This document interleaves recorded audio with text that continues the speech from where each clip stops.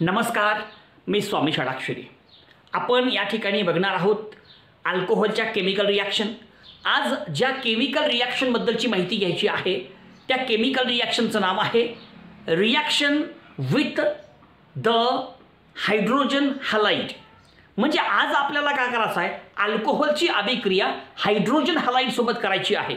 आता hydrogen halide नेमका कोण आहे, कसा असतो, याच्याबद्दलची सविस्तर माहिती या ठिकाणी आपल्याला घ्यायची आहे. फक्त आपण लक्षात घ्यायचं आहे, आपल्याला काय करायचं आहे हे कळलं पाहिजे. पहिल्यांदा आपल्याला या ठिकाणी अल्कोहोलची अभिक्रिया हायड्रोजन हलाइड सोबत करायची आहे, हे वाक्य लक्षात ठेवा. ठीक आहे. आता बघा, आपल्याकडे एक शब्द प्रयोग आहे. बघा काय लिहितं आपल्याकडे. आपल्याला काय म्हटलंय, हायड्रोजन हलाइड सोबत रिॲक्शन करा. बघा आपल्या समोर जो शब्द प्रयोग आहे, आपल्या समोर आपण लिहिलेला आहे हायड्रोजन हलाइड. आपल्याला या ठिकाणी हायड्रोजन हलाइड सोबत रिॲक्शन करायची आहे. ठीक आहे. मग आता हायड्रोजन हलाइड कसं लिहायचं, HX. HX म्हणजे हायड्रोजन हलाइड, H म्हणजे हायड्रोजन, X म्हणजे हॅलोजन. आपल्याला माहित असेल किंवा माहिती नसेल, X या शब्दाचा अर्थ होतो हॅलोजन. आणि हॅलोजन कोणते कोणते आहेत, फ्लोरीन आहे, क्लोरीन आहे, ब्रोमीन आहे, आयोडीन आहे, आस्टाटाइन आहे. हे सगळे हॅलोजन्स आहेत. फ्लोरीन, क्लोरीन, ब्रोमीन, आयोडीन, आस्टाटाइन या सगळ्यांना आपण काय म्हणतो, हॅलोजन म्हणतो. मग हे एक्स म्हणजे कोण, हॅलोजन. परंतु शक्यतो आपण Cr, Br आणि I यांचा वापर करतो. क्लोरीन, ब्रोमीन, आयोडीन यांचा वापर आपण मोठ्या प्रमाणामध्ये करत असतो, हे पण आपण लक्षात घ्यायचं आहे. H म्हणजे हायड्रोजन, X म्हणजे हॅलोजन. हॅलोजन कुणाला म्हणतात, हॅलोजनचे एक्झाम्पल्स कुठले कुठले आहेत हे बी आपल्याला माहित असावं. या अनुषंगानं आपल्या समोर आपण काही हॅलोजनची नावं लिहिलेली आहेत. फ्लोरीन, क्लोरीन, ब्रोमीन, आयोडीन आणि एस्टाटाइन. याच्यापैकी फ्लोरीनची इलेक्ट्रोनेगेटिव्हिटी सर्वात जास्त आहे आणि एस्टाटाइन हा रेडिओ आहे. त्याच्यामुळं फ्लोरीनची इलेक्ट्रोनेगेटिव्हिटी सर्वात जास्त असल्यामुळं आणि हा एस्टाटाइन रेडिओ असल्यामुळं, कळालं का, फ्लोरीनची इलेक्ट्रोनेगेटिव्हिटी जास्त, त्याच्यामुळं ह्यांचा वापर आपण करत नाही. हे तीन महत्त्वाचे येते. क्लोरीन, ब्रोमीन, आयोडीन यांचा वापर आपण मोठ्या प्रमाणामध्ये करतो, हे पण आपल्याला माहीत असावं. या अनुषंगानं थोडक्यात आपल्यासमोर हा कन्सेप्ट मांडलेला आहे. ठीक आहे. आता HX म्हणजे कोण, H म्हणजे कोण, हायड्रोजन. X म्हणजे हलाइड, हायड्रोजन हलाइड. दुसरं नाव हॅलोजन ऍसिड, हॅलोजन ऍसिड. बघा बरं का, हायड्रोजन हलाइड, दुसरं हॅलोजन ऍसिड. H आहे ना मध्ये, हा H प्लस तयार करतो. तुम्हाला माहित आहे, एखादा कंपाऊंड जर H+ आयन तयार करत असेल तर त्या कंपाऊंडला आपण काय म्हणतो, ऍसिड. मग HX हा H+ तयार करतो म्हणतो ऍसिड आहे. ओके. म्हणून हॅलोजन ऍसिड नाव आहे, हॅलोजन. ह्याचे एक्झाम्पल आपण तयार करू. X म्हणजे Cl आणि हायड्रोजन क्लोराईड. H म्हणजे हायड्रोजन आणि Cl म्हणजे chloride, hydrogen chloride. Hydrochloric acid, hydrochloric acid. हे सगळी त्याची नाव आहेत. प्रत्येक नाव त्या ठिकाणी आपण लक्षात ठेवायचं आहे. म्हणजे ह्या सगळ्या गोष्टी आपल्या सर्वांच्या लक्षात येतील आणि हा सगळा कन्सेप्ट आपल्याला समजून जाईल. HCl.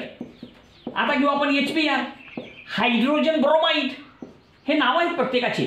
हे नावं सुद्धा बऱ्याच लोकांना माहीत नसतात, म्हणून या ठिकाणी आपल्यासमोर ही सगळी नावं पण लिहून देतो. Hydrogen bromide. दुसरं नाव हायड्रोब्रोमिक ऍसिड, हायड्रोब्रोमिक ऍसिड. हे नावं सुद्धा आपण लक्षात ठेवायचे आहेत. HF लिहू का पहिल्यांदा, HF hydrogen fluoride, hydrogen fluoride.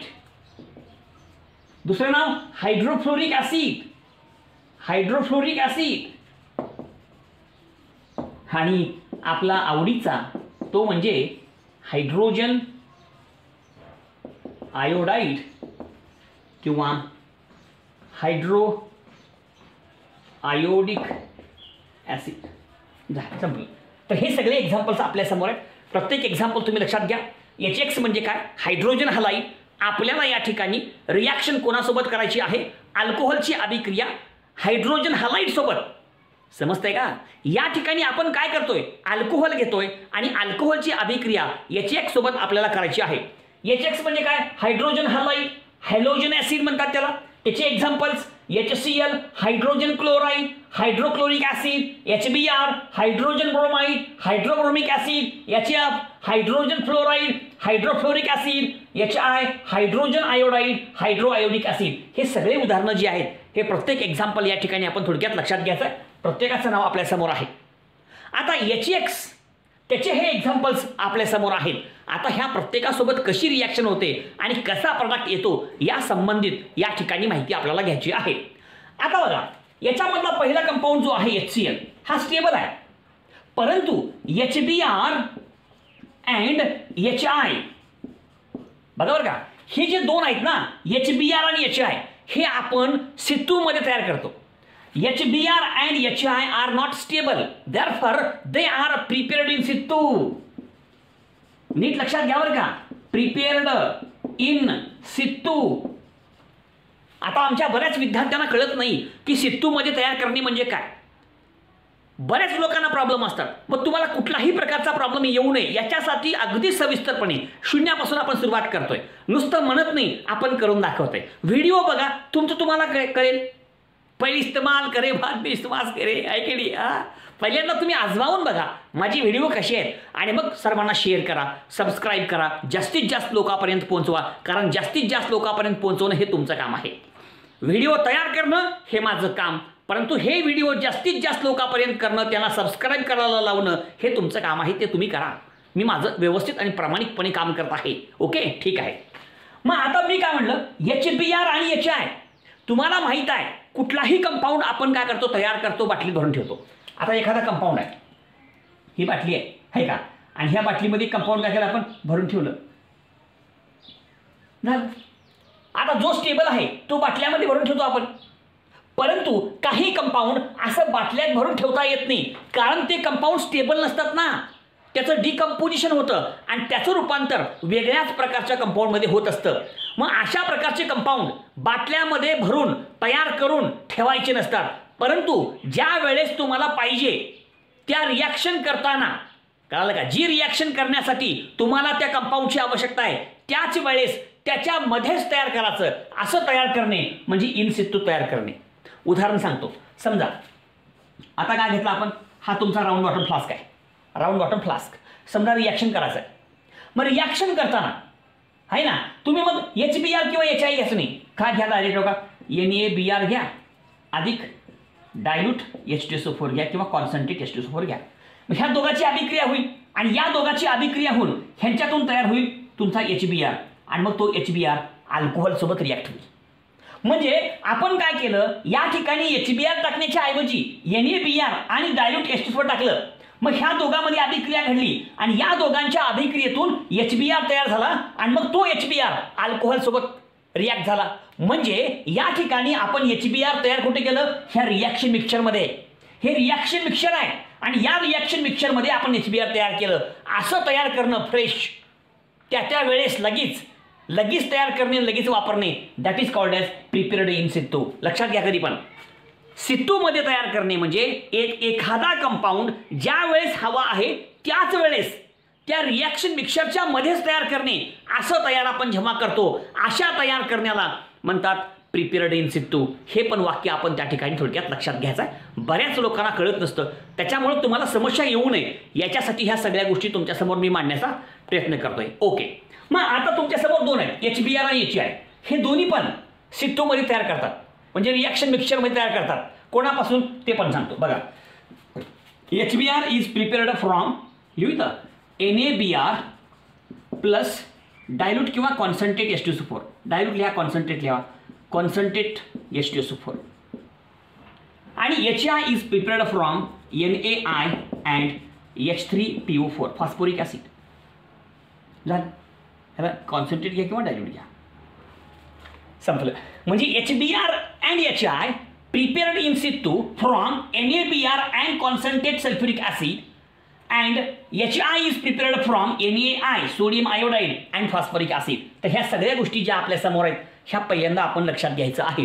आणि अजून एक महत्त्वाचं, प्रत्येकाची क्रियाशीलता कशी आहे हे पण बघावं लागेल. आता आपल्यासमोर फक्त 3 पर्याय महत्त्वाचे, एक HCl, एक HBr आणि एक HI. ह्या तिघांच्या अभिक्रिया आपण बघू. मग ह्या तिघांमध्ये कोणाची क्रियाशीलता जास्त आहे, कोणाची क्रियाशीलता कमी आहे, त्याला म्हणतात रिॲक्टिव्हिटी. कुणाची रिॲक्टिव्हिटी जास्त आहे, कुणाची रिॲक्टिव्हिटी कमी आहे, हे पण फार महत्त्वाचं आहे. ज्याची रिॲक्टिव्हिटी कमी आहे तो रिॲक्शनमध्ये भाग घेतच नाही. मग त्याची रिॲक्टिव्हिटी तुम्हाला वाढवावं लागेल आणि त्याची रिॲक्टिव्हिटी वाढवण्यासाठी तुम्हाला कॅटालिस्ट वापरावं लागेल. कॅटालिस्ट हा रिॲक्शनची गती वाढवतो. रिॲक्शनमध्ये स्वतः भाग घेत नाही, परंतु रिॲक्शन होण्यासाठी मदत करतो. हे पण आपण लक्षात ठेवायचं आहे. मग ते कसं ते पण आपण बघूयात. पहा, व्यवस्थित लक्षात घ्या, म्हणजे ह्या सगळ्या गोष्टी तुम्हा सर्वांच्या लक्षात येतील. अतिशय सोपा भाग आहे, फक्त व्यवस्थित समजून घ्यायचा. बस व्यवस्थित समजून घेतला तुमच्या लक्षात येईल सहजपणे. बघा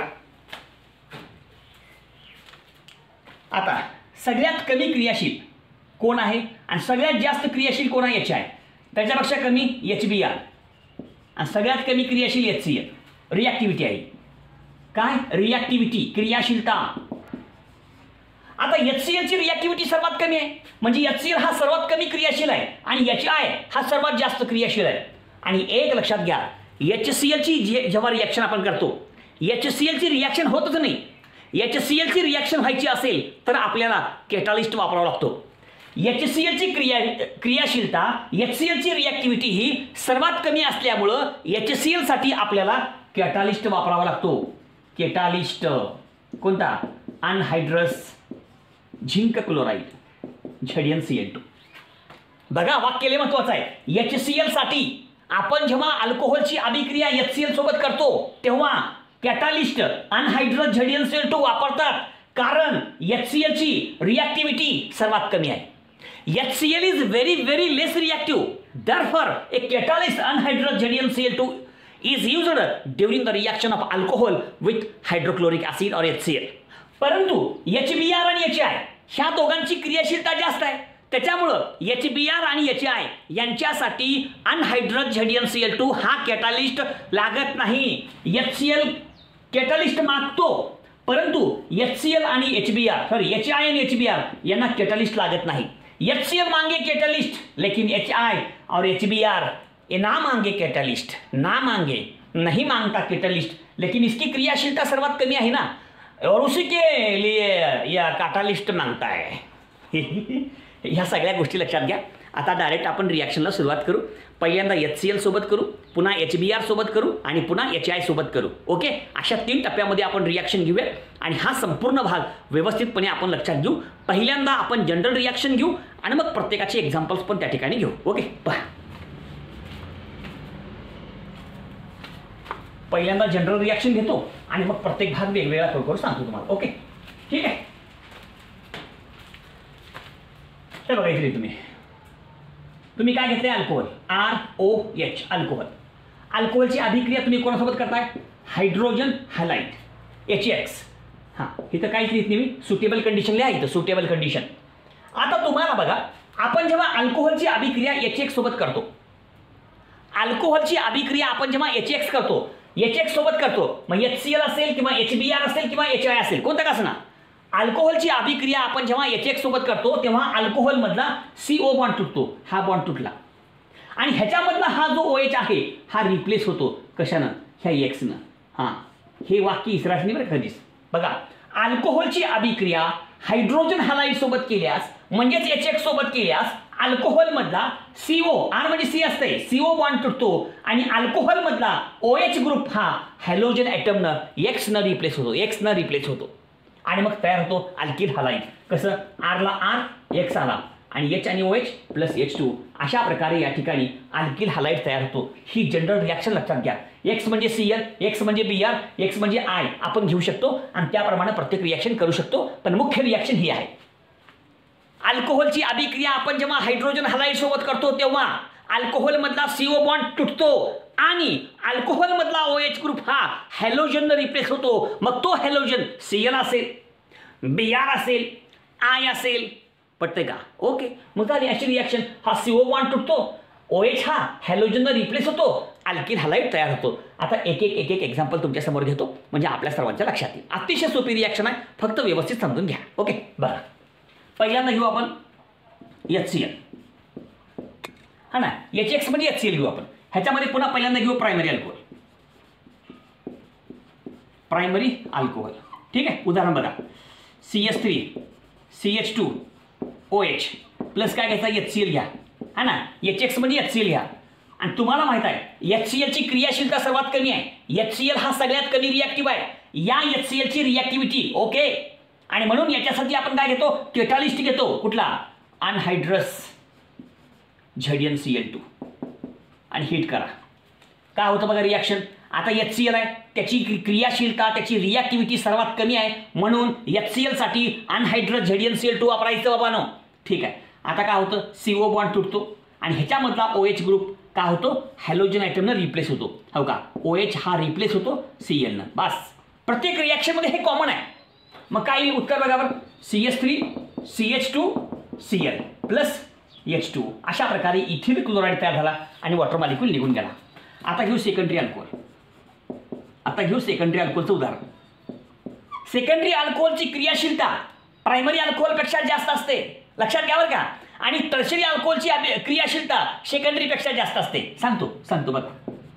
CH3 CH CH3 इथे काय घेतलं, OH प्लस काय घेतलं, HCl. बघा हा सेकंडरी अल्कोहोल आहे आणि सेकंडरी अल्कोहोलची क्रियाशीलता प्रायमरी अल्कोहोलपेक्षा जास्त आहे. त्याच्यामुळं या ठिकाणी आपल्याला अनहायड्रस ZnCl2 घ्यावा लागेल, परंतु हीट करायची गरज नाही, फक्त रूम टेम्परेचर हवा. RT room temperature. हीट करायची गरज नाही, कारण सेकंडरी अल्कोहोल हा प्रायमरी अल्कोहोलपेक्षा जास्त क्रियाशील आहे. रिॲक्शन तीच पुन्हा, CO बॉन्ड तुटणार, OH ग्रुप हा रिप्लेस होणार Cl न, मग OH गेला Cl आला, झालं रिॲक्शन. कसली प्रोडक्ट बघा, CH3 CH CH3 Cl plus H2O isopropyl chloride तयार झालं. आता टर्शरी अल्कोहोल घेऊ लगेच. दिसतंय का बघू तिथं, नाही तिकडे लिहितो, पलीकडे लिहितो, इथं लिहितो टर्शरी अल्कोहोल. हे तर लिहू म्हणजे पूर्ण होते. ओके, पुरतंय बी. बघा CH3 CH3 OH tertiary butyl alcohol plus काय घ्यायचा, HCl. हां, इथे एक लय महत्त्वाचं वाक्य आहे, प्रायमरी अल्कोहोलपेक्षा सेकंडरी अल्कोहोल जास्त रिॲक्टिव्ह आणि सेकंडरी अल्कोहोलपेक्षा टर्शरी अल्कोहोल जास्त रिॲक्टिव्ह. म्हणजे टर्शरी अल्कोहोल सर्वात जास्त रिॲक्टिव्ह, ह्याची रिॲक्टिव्हिटी सर्वात जास्त, त्याच्यामुळे ह्याला कॅटलिस्टची गरज नाही. HCl ची रिॲक्टिव्हिटी कमी आहे पण ह्याची जास्त आहे, त्याच्यामुळे या ठिकाणी अनहायड्रस ZnCl2 ची आवश्यकता नाही, फक्त रूम टेम्परेचर. हीट सुद्धा करायची गरज नाही, लक्षात ठेवा बरं का. आणि मग CO बॉन्ड तुटतो, परत तेच OH बॉन्ड रिप्लेस होतो Cl न, OH गेला Cl आला आणि मग आपला प्रोडक्ट येतो CH3 Cl plus H2O tertiary butyl chloride. बघा अशा प्रकारे या ठिकाणी primary alcohol, secondary alcohol, tertiary alcohol या तिघासोबत आपण HCl ची आधी क्रिया घेतली. HCl ची क्रियाशीलता रिॲक्टिव्हिटी सर्वात कमी आहे, म्हणून त्याच्यासाठी अनहायड्रस ZnCl2 लागतो. परंतु टर्शरी अल्कोहोलची रिॲक्टिव्हिटी जास्त आहे, प्रायमरी अल्कोहोलची रिॲक्टिव्हिटी सर्वात कमी, त्याच्यापेक्षा जास्त सेकंडरी अल्कोहोलची, त्याच्यापेक्षा जास्त टर्शरी अल्कोहोलची. अरे टर्शरी अल्कोहोलची रिॲक्टिव्हिटी सर्वात जास्त आहे, म्हणून टर्शरी अल्कोहोलसाठी तुम्हाला अनहायड्रस ZnCl2 ची आवश्यकता नाही, हीट करायची सुद्धा आवश्यकता नाही. रिॲक्शन हीट रूम टेम्परेचरला होते. झालं. आता HBr आणि HI. HBr साठी कॅटलिस्ट लागत नाही, अनहायड्रस ZnCl2 लागत नाही. HI साठी अनहायड्रस ZnCl2 कॅटलिस्ट लागत नाही, कारण त्याची रिॲक्टिव्हिटी जास्त आहे.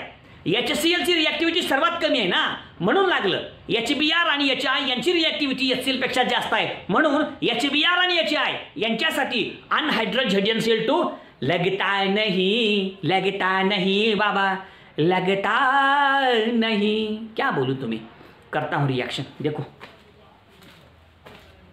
आता पहिल्यांदा घेऊ आपण HBr आणि मग घेऊ आपण HI. कॅटलिस्ट लागत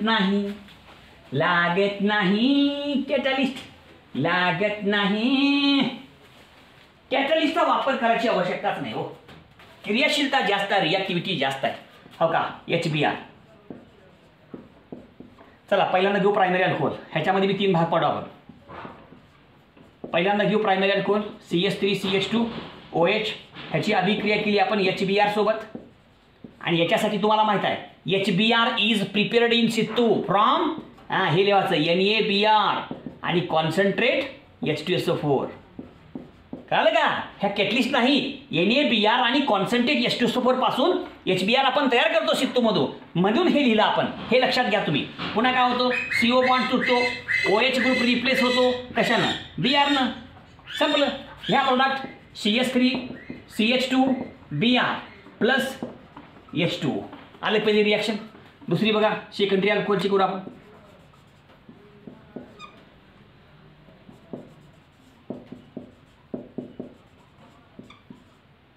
आयसोप्रोपिल अल्कोहोल परत घेतलं HBr. हां, HBr is prepared in situ from NaBr. इथं घ्या, डायल्यूट घ्या कॉन्सन्ट्रेटच्या ऐवजी H2SO4. नसताना रिॲक्शन डिहायड्रेशन होईल, अल्किन तयार होईल. पुन्हा काय होतो, CO बॉन्ड तुटतो, OH ग्रुप हा रिप्लेस होतो कशानं, Br ना, आहे की नाही. आणि मग आपला प्रोडक्ट येतो CH3 CH CH3 कोणाला Br plus H2 isopropyl bromide. हां, टर्शियरी अल्कोहोल काय अवघड नाही, OH ग्रुप रिप्लेस करा. हो, एकच वाक्य लक्षात ठेवायचं, अल्कोहोल मधला OH ग्रुप हा हॅलोजन रिप्लेस करावं. HCl असेल तर Cl न करावं, HBr असेल तर Br न करावं, HI असेल तर I न करावं. काय करावं, काय करावं, काय करावं, अल्कोहोल मधला OH ग्रुप हा हॅलोजन रिप्लेस करावं. मग कधी Cl असेल, कधी Br असेल, कधी I असेल. बस एवढं लक्षात ठेवा. बघा आता, हो का, CH3 CH3 CH3 OH plus काय घेतलं आपण, HBr. HBr is prepared in situ from NaBr and dilute H2SO4. बघा, CO बॉन्ड तुटला, OH का झाला, रिप्लेस झाला कशानं, Br न. आणि आला आपला प्रोडक्ट का आला, CH3 CH3 CH3 Br tertiary butyl bromide plus H2O. झालं. लास्ट भाग इथं घेऊ आपण HIचा, एकच रिॲक्शन घेऊ. HIची रिॲक्टिव्हिटी सर्वात जास्त आहे. ह्याच्यासाठी सुद्धा कॅटलिस्ट अनहायड्रस HCl2 लागत नाही, दोघांना बी लागत नाही. HBr असेल HI असेल, दोघांची रिॲक्टिव्हिटी जास्त आहे, त्याच्यामुळे यांच्यासाठी अनहायड्रस HCl2 हा कॅटलिस्ट लागणे नाही. HClची रिॲक्टिव्हिटी सर्वात कमी आहे म्हणून HCl साठी अनहायड्रस HCl2 लागतो रे. बघतोस काय, बघ इकडे बघ, हे बघ इकडं. ह्याच्यामध्ये फक्त एक घेऊ, primary CH3 CH2 OH plus HI. हां, HI is prepared in situ from NaI plus H3PO4. बघा आता परत CO बॉन्ड तुटला, OH ग्रुप हा रिप्लेस झाला कशानं, I न. ओके, आणि उत्तर आलं आपलं CH3 CH2 I plus H2O. संपलं. बघा, HX सोबत रिॲक्शन एक कळाली ना, सगळं तसंच लिहायचं. प्रत्येक रिॲक्शनमध्ये काय करायचं, अल्कोहोल मधला CO बॉन्ड तोडावा, अल्कोहोल मधला OH ग्रुप हा हॅलोजन रिप्लेस करावा. HCl असेल तर Cl न करावा, HBr असेल तर Br न करावा, HI असेल तर I न करावा, HX असेल तर X न करावा, जिथं जे असेल त्यानं करावा. झालं.